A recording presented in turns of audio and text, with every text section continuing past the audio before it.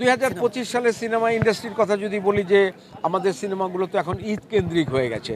তো ঈদ কেন্দ্রিক হওয়াতে দেখা গেছে যে একটা ঈদে 5টা 6টা করে ছবি মুক্তি পাচ্ছে। তো বছরে আপনার 2 ঈদে 12টা ছবি মুক্তি পেল। আর অন্যান্য সময় যে ছবিগুলো মুক্তি পায় খুবই কম পায় সেটা, কিন্তু সেগুলা বাজার পায় না একেবারেই।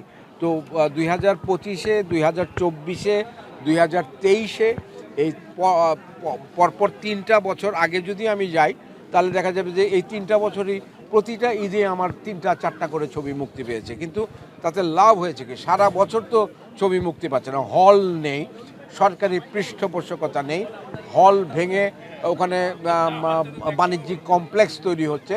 এখানে তো সাংস্কৃতিক মন্ত্রণালয় বা তথ্য মন্ত্রণালয় বা সরকারের একটা বাধা ধরার নিয়ম থাকা উচিত ছিল, যে যদি সিনেমা হল ভেঙে মাল্টিপ্লেক্স করো তাহলে সেখানে সিনেমা হল থাকতে হবে।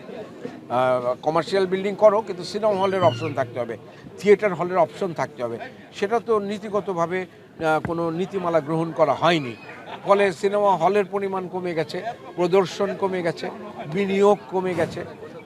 সুতরাং সব দিক থেকে একটা মন্দাভাব আছে। কিন্তু ছবির কোয়ালিটি বা কন্টেন্টের কোয়ালিটি যদি ভাবা যায়, তাহলে সেটা কিন্তু আগের তুলনায় অনেক বেশি পরিবর্তন হয়েছে।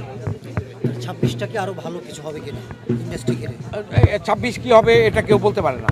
বাংলাদেশে আগামী বছর কি হবে, আগামী মাসে কি হবে, এটাই কারো পক্ষে বলা সম্ভব না। সুতরাং 26 সিনেমার ক্ষেত্রে ভালো হবে না মন্দ হবে, 26-এও 2টা ঈদ পড়বে, 2টা ঈদে কিছু ছবি আসবে। কিন্তু এটা মানেই এই না যে প্রবাহমানভাবে ভালো ভালো ছবির জোয়ার আসতে থাকবে।